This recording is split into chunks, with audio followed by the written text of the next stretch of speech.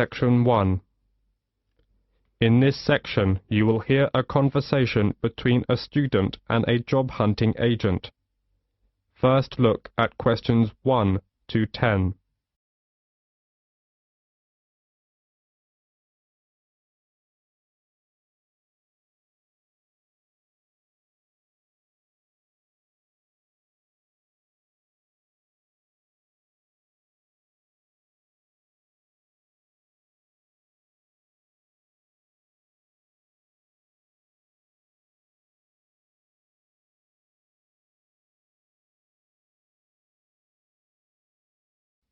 Now we shall begin.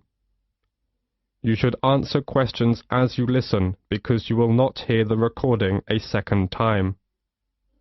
Now listen carefully and answer questions 1 to 10. Section 1. Good morning. May I help you? Oh, good morning. Is this the Student Job Center? Oh, yes. I was wondering if perhaps you could tell me a bit about the job. You know, the hotel recruitment program that offers a range of work at the hotels in the area. Of course. Take a seat, please. I'll take you through some of what we have on offer. Thank you so much. Oh, wait a second and I'll get my pen. Okay. The first job is reception assistant at the Parkview Hotel. The Parkview Hotel has quite an international flavor, so you'll need to speak at least 2 foreign languages. Sure. I can speak fluent French and Spanish, so that's no problem. Good.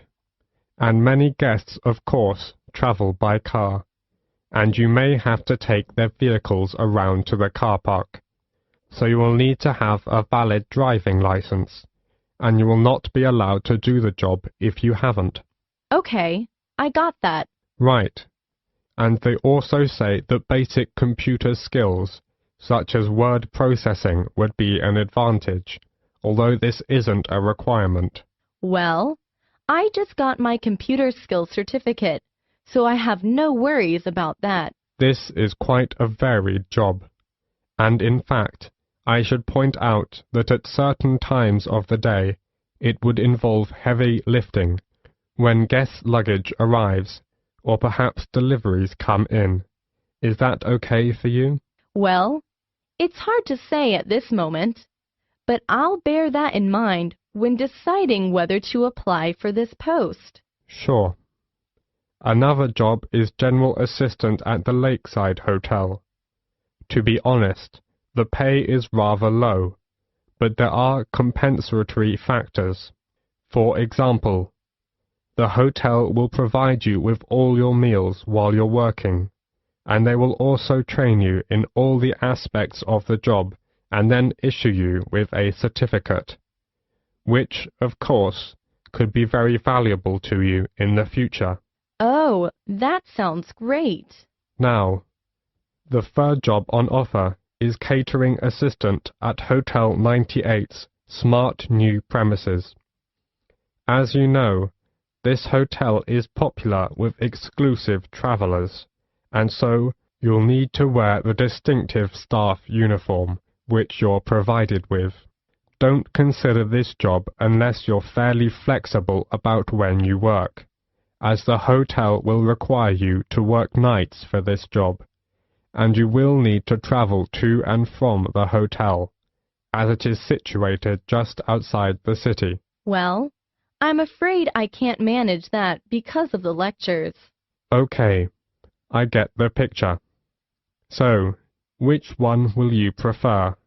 Reception assistant at the Parkview Hotel or general assistant at the Lakeside Hotel? Well, I guess I still couldn't make up my mind right now. Can I have a few days to think about and go back to you later? That's no problem, and there are a few things I need to clarify with you. If you would like to apply for one of these jobs, you will need to follow the recruitment process. Mom. So the first thing you'll need to do is to fill in one of these, a personal information form. It's pretty straightforward and should only take you a few minutes. Once you've done that and handed it in, we'll give you a questionnaire about your skills. We then look through the information about you and pass on our recommendations to the relevant hotel. Yes, sure. You will then proceed to the next step of the process and attend a general course of training. This is designed to be helpful and realistic, so an important part of the course is role-play activities. That sounds interesting. Yes, indeed. And after that, the final step is that you will be contacted by the hotel you're going to work for, and they'll post you a video about themselves and the work involved. Watching this will constitute further and specific training for your job. Oh, yes. I think I'm very clear now. Thank you for helping me. It's a pleasure. Bye. Bye. This is the end of section 1. You now have half a minute to check your answers. Section 2. Good morning, everyone. I'm John Smith, the General Practitioner of London Fields Medical Centre, and I'm very glad to give you a brief introduction about our practice and some suggestions about how to see a doctor here. Our receptionists are usually the first point of contact and are here to help you. They have a lot of information to hand, and in most cases will be able to help you with your inquiry, ensuring you see the most appropriate clinician. Okay, right. Well, the first thing to do is to register. We can only accept new patients who live in our practice catchment area. To register with us, you will need 2 proofs of address, such as bank statements or tenancy agreements, plus 1 form of ID, such as passport or driver's license. If you are foreign nationals, then you'll have to register as a temporary visitor. Then, fill in this form. It's a medical history form. You have to give details of any illnesses you have had. Then, you also need to write down if you've got any allergies. Okay? This as well as that. We need to know if you've had any operations. And, last of all, you have to give full details of current medication you may be on. This as well as that. You need to fill in this registration card. This is for your personal details. That's your full name, address, and telephone numbers. Okay? And we also need to make an appointment for you to see the doctor for a new patient health check. It'll just take about 15 minutes, that's all. It's just a basic checkup, really. Before the speaker goes on with his introduction, look at questions 15 to 20.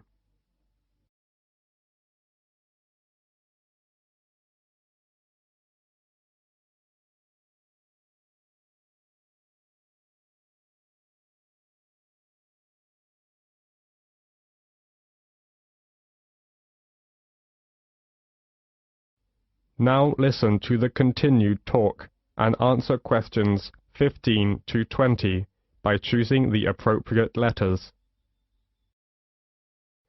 Okay then, let me tell you something about the health centre. We have 5 GPs here, general practitioners. We also have a practice nurse who looks after minor injuries. She can also administer some treatments. We also have a chiropodist. That's a foot specialist. She's private, which means you have to pay for the service, unless you're over 65. If you want to see a doctor, you have to make an appointment first. Please call our main switchboard number on 0207 923-8100 to book an appointment at either our main practice or one of our branch surgeries. You can also email for an appointment on londonfieldsmedical@nhs.net. Urgent cases are seen on the day. If your condition is non-urgent, you can expect to see a GP within 2 working days, though you may have to wait longer if you want to see a particular GP. If it's an emergency, you'd better come straight here to the centre. One of the doctors can usually see you. Or you can go to the emergency department at the hospital in town. If you are very sick, you can ask for a home visit as well. On Friday afternoons, we have an open surgery, which means you can come along and just wait to see a doctor. But you may have to wait for several hours, so it's much better to make an appointment and come at the specified time. Usually, when you see a doctor, you'll be given a prescription for medicine which you need to take, or you can choose to go to a pharmacist in a chemist's shop. If the doctor decides that you will need the medication for a long time, you will be given a repeat prescription form. This allows you to get a further supply without seeing the doctor again. You simply leave the repeat form here a few days before you need it. Then you pick up the medication at the chemist's. Oh, you may wonder how much this all costs. Well, there is no charge for seeing a doctor. You can make an appointment any time to see one of our doctors, and it will not cost you anything for the consultation. However, you need to pay for the prescription, and the cost varies with the medicine, but it's usually just a few pounds. Nevertheless, in some situations, such as pregnancy, the prescription is then free. All right, do you have any other questions? That is the end of section 2. You will have half a minute to check your answers. Section 3. Until recently, we knew almost nothing about how important bees are in maintaining natural diversity. Now we know more about them. We know, for example, that bees fall into 2 categories: wild bees and domesticated honeybees.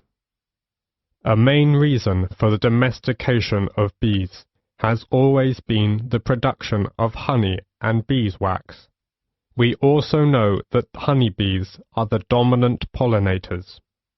In addition to bees, wasps, moths, butterflies, flies and beetles, as many as 1,500 species of bird and mammals serve as pollinators. Many crops of commercial importance, such as almond, cherry, avocado pear, watermelon, cucumber, rely on pollination by insects, and of these insects, bees are by far the most important. Animals and insects provide pollination services for over 3/4 of the stable crop plants, and for 80% of all flowering plants in the world. The economic value of animal pollinators to world agriculture has been estimated to be $200 billion per year. Pollination is one of nature's services to farmers, so think about this. If you eliminated the pollinators, it would take the food right out of our mouths.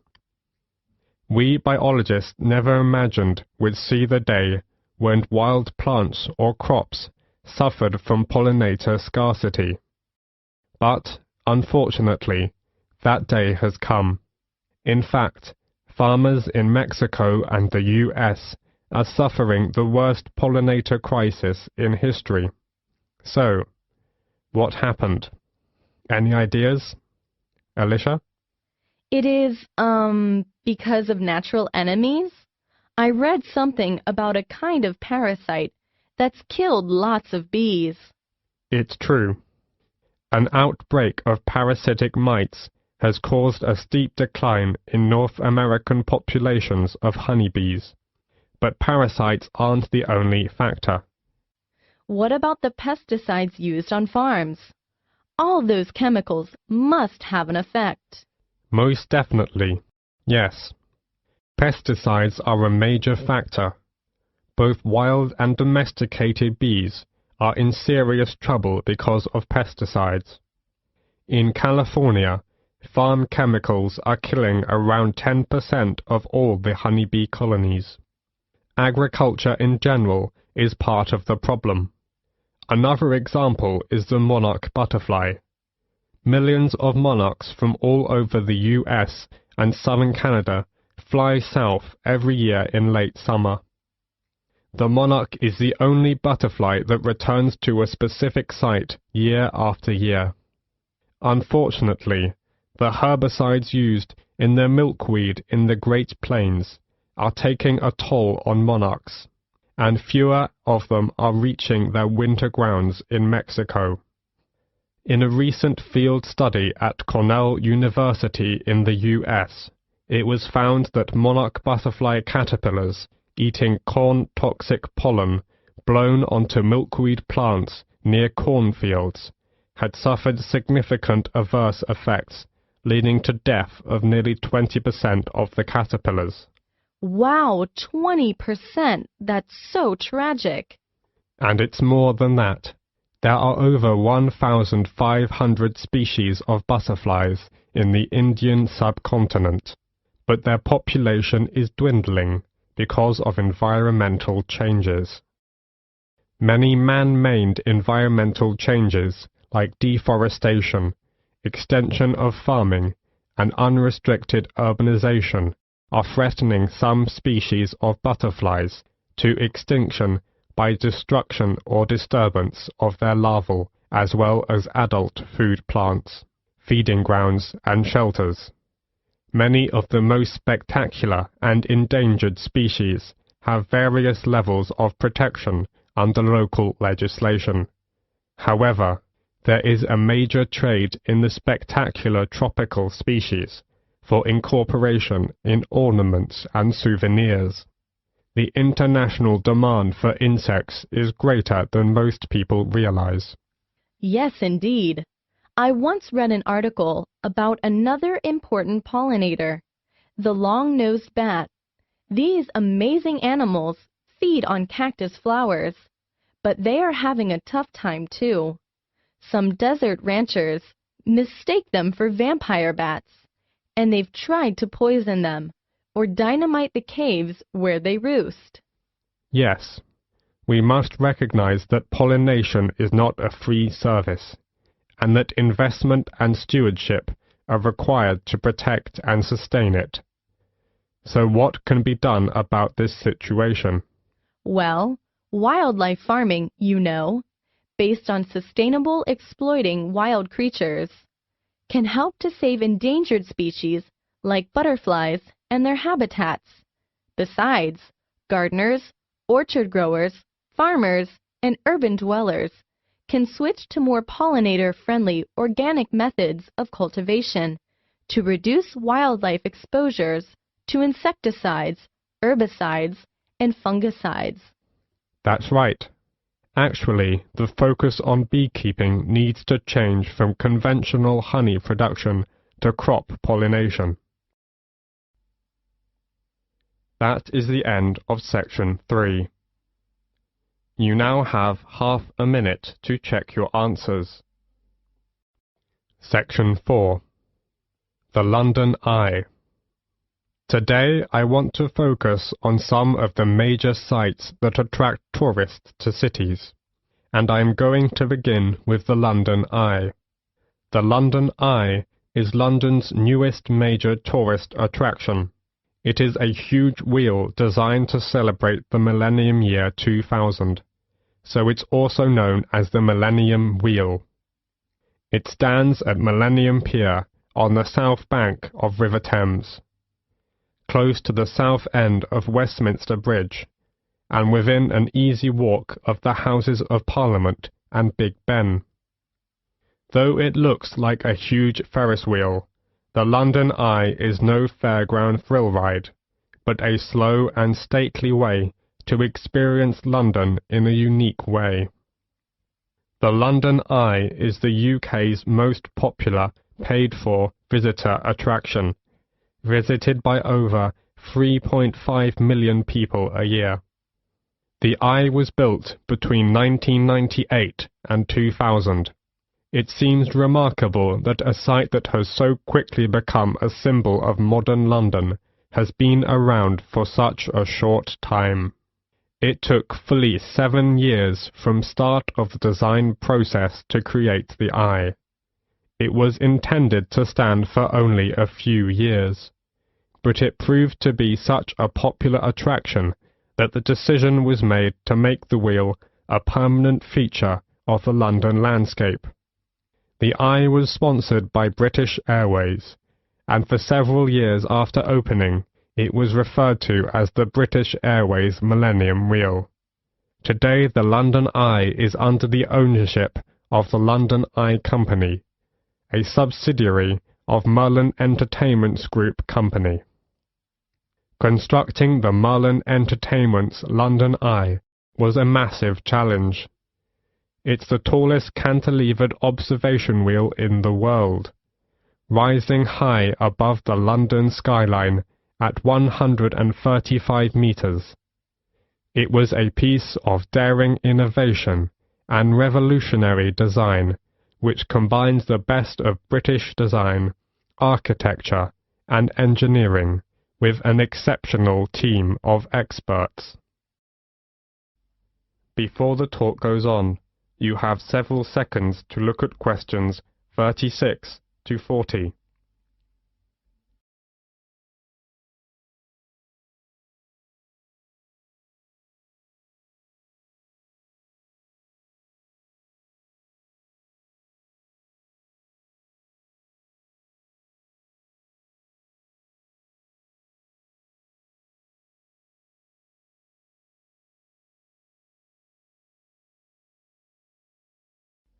Now listen to the continued talk and answer questions 36 to 40 by completing the diagram.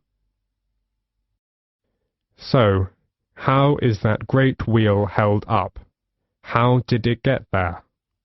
The starting point was, of course, the ground, and while parts of the wheel itself were still being constructed in various countries, tension piles were being driven into the ground beside the River Thames. This was the first step, and once these were securely in place, a base cap was installed over them as a kind of lock, with 2 giant plinths pointing up, onto which an A-frame was attached, like a giant letter. The wheel was supported on huge A-frame legs, made up of 2,200 tons of concrete on 44 concrete piles set 33 meters deep in the earth. All this took many months and incredible effort, but meant that the spindle could be installed, around which the great wheel would turn. The spindle itself was too large to cast as a single piece, so instead was produced in 8 smaller sections. Now the project really was in business, and the vast rim, with spokes like an outsized bicycle wheel, could be brought in. 64 spoke cables, which are similar to bicycle spokes, hold the rim tight to the central spindle, and the view was enhanced by the capsule design. Unlike traditional Ferris wheel designs that you might see at a local fairground, the passenger capsules were not suspended under the wheel. They were set within a circular mounting ring attached to the outside surface of the wheel. What this means in practice is that travellers within the capsule have a full 360-degree panoramic view, unhindered by spokes or wheel struts. And the last thing to be built is the first thing the visitor encounters.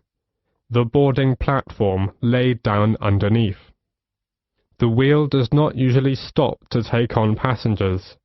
The rotation rate is slow enough to allow passengers to walk on and off the moving capsules at ground level.